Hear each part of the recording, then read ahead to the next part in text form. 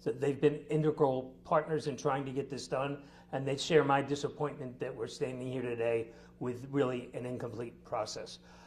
There's plenty of blame to go around for the way this transpired and came about at the end.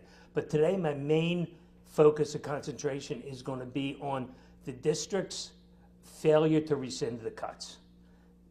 Their behavior, once they now have the money, to not restore those positions to the schools flies in the face of everything they say. Their main concern is kids and the communities they serve. When you combine this with the way they handled the school closures, they're telling the public the opposite. They're not transparent. They are refusing to put back positions that our kids need and deserve, and there is no good reason for it. I'm standing here today to implore Dr. Watlington and President Streeter to immediately restore the cuts as they told the district and the entire public would occur if they got this money. Never once did they say, if we only got it for 1 year, we're not going to restore the cuts. That is deplorable and really absurd. So I'll open it up really to some questions now. That is all I really want to concentrate on now. Our main focus has to be on getting the kids the services they need and to make sure that we don't accelerate the flight of teachers from the school district. Was this, I know that there was a sort of a flurry of activity, especially in the final days, when we knew that council members were looking at potentially other options and there were negotiations going on. Was this possibility of a one-year fix ever discussed in terms of what that would mean for the position? Not with me. I mean, the first I heard that it was a one-year fix was when we heard that they adopted it. But let me make very clear, throughout the process, it never came up because we all intended to get this recurring predictable revenue. But at no time did the district say, if it's not recurring, we're not going to put the positions back. So this really is all on them.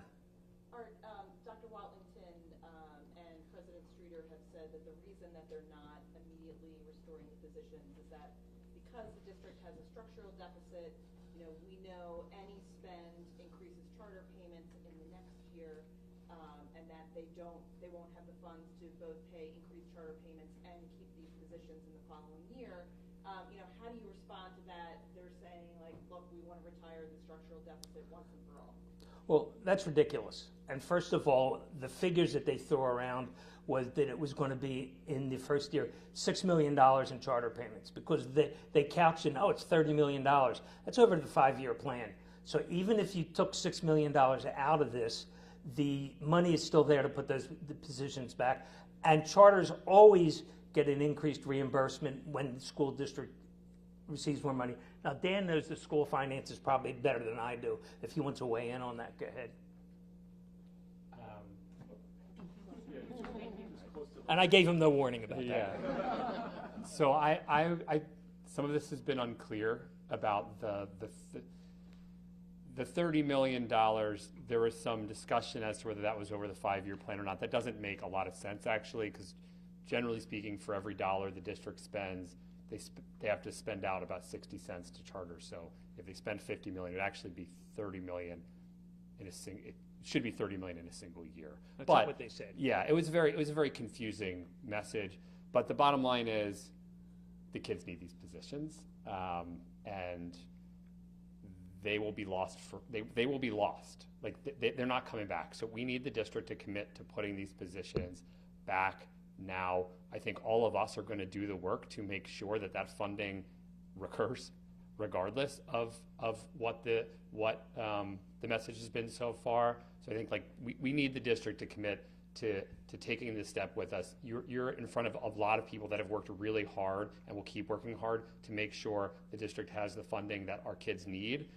We need them to take a step with us and put these positions back. Why do you think they're not keeping the positions? That's another question. I can't speculate on what's in their head right now, but building what Dan just said, first of all, it's a multi-billion-dollar budget. So to say that you don't have the money to put these positions back right now when the kids really need it, it jeopardizes all the progress they claim that they're making. And it will just set everything back, and those positions will never come back. If they're here now, then next year when you go to council and the mayor and you don't get the positions, then it's automatically a reduction. So it's much easier to make the case to keep them when they're here already. Once they're gone, they're gone. And nobody disputes that the kids need it. You're in the midst of a literacy crisis.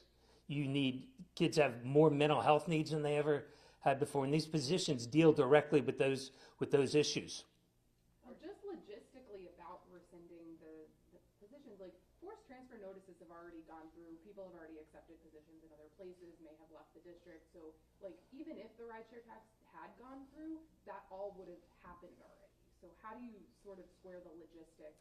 Well, logistically, the district's transfer process is cumbersome, and there's a lot of movement even over the summer. When positions get restored after they've left in the summer, as long as they come back for the first day of school, you get to return. So people that are still in the district would have been able to return to their schools, and there would have been a smooth opening school next year. As for folks that left the district, they're not coming back.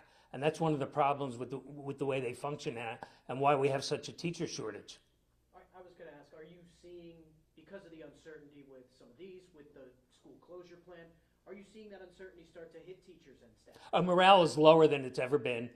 We have more people than ever in the past applying to jobs outside the district.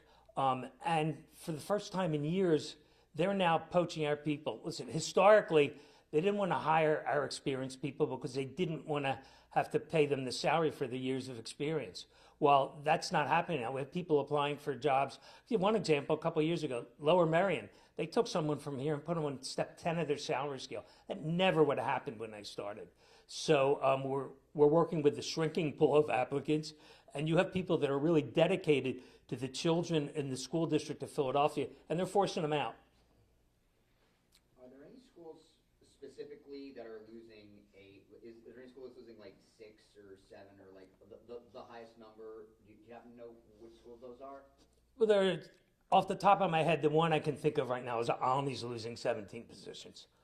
And there are a number that have 6, 7, 8. It's not out of the ordinary. Putting these 340 back would have really mollified a lot of that and allowed the schools that have been making progress to continue down that path.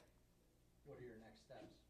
Our next steps are to continue to pressure the district to restore those positions now. I'm going to have conversations with the mayor's office about it because, let's face it, she appoints the school board, and I believe that it's incumbent upon her to weigh in and put them back as well. She genuinely cares about what was happening to the kids and went out on a limb politically to try and advance and enact this rideshare tax. So the next logical step is for the district to put those positions back, and let's face it, she does appoint the school board members. Art, could you speak a little bit, I mean, obviously this is, the mayor, as you said, stuck her neck out for this, there was definitely some division in council.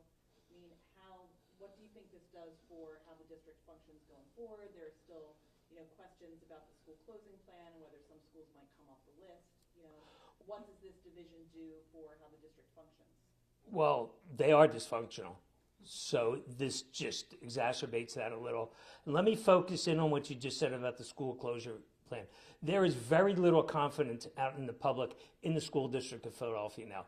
They did not handle the closure plan in a transparent, collaborative manner, insisted they did, and were actually condescending the way they spoke to everybody.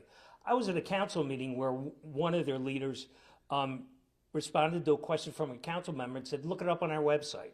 So people do not have any confidence in their ability to navigate this all. And then when you get this message this morning, and we're not putting the cuts back in the positions in the school, it really impairs their credibility, and people really are reluctant to work with them and take them at their word. Were you surprised when you found out that, okay, they didn't get the rideshare money, but they're getting this 1-year infusion with a promise to look at? Was I surprised? Yeah. I will tell you that at first I didn't believe it. Someone came up to me, it was a reporter, and I don't know if I say her now, in council chambers and said, we heard that the district's not putting the positions back. I said, I don't believe that. I'm not going to comment until I hear if it's true. And then lo and behold, it was accurate. So the short Cliff Notes answer is, yes, I was surprised. Council has talked about holding hearings to look into other recurring revenue sources. Are there other recurring places in the budget that you could see would? Well, I'm not as familiar with the city budget. I know that in an interview yesterday, the council president said he made it pretty clear that they're going to continue to have this revenue come back every year.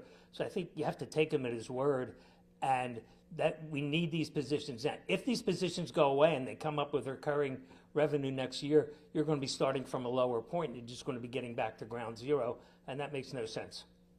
You were sort of in an interesting position during this whole process because I know you were very much opposed to the school closure. Still am.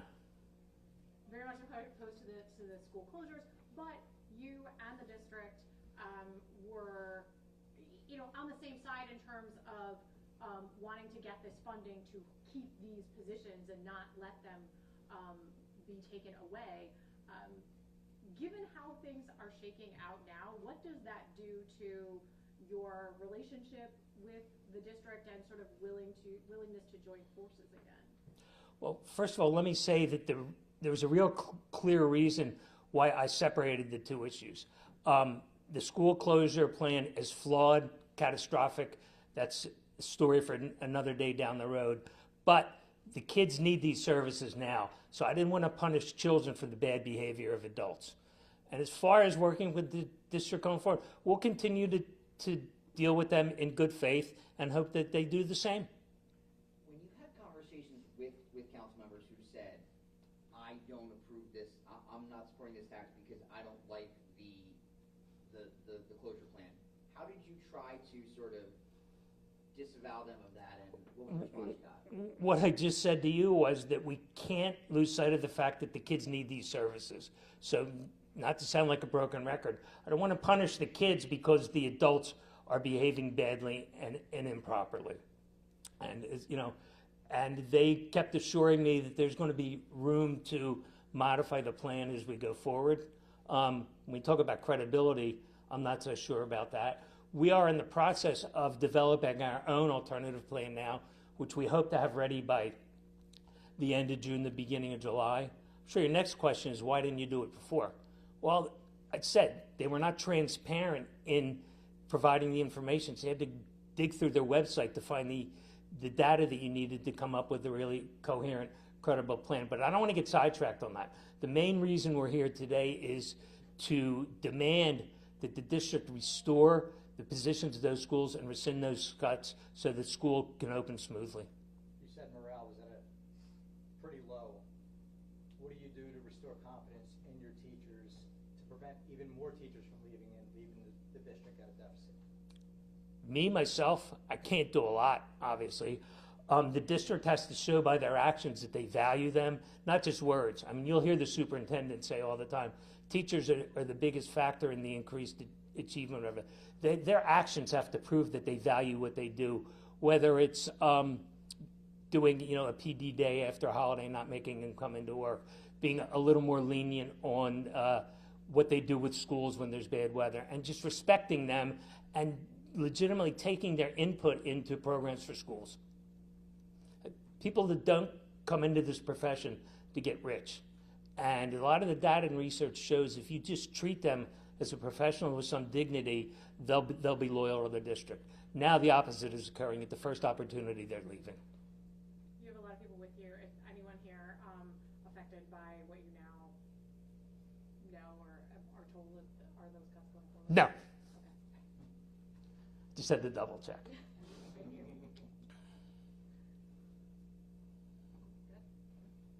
Thanks, everyone. See, that wasn't that long. Not till 2. Yeah. Could we get your names on the microphone? I'm sorry? Officially, if we could just get you to say your name on the microphone, that's all. Okay. Arthur Steinberg. Dan Jorvik Acklesberg from the Public Interest Law Center. Laura Boyce, Teach Plus Pennsylvania. Priyanka Reyes Cora, Children First. Thank you, everybody.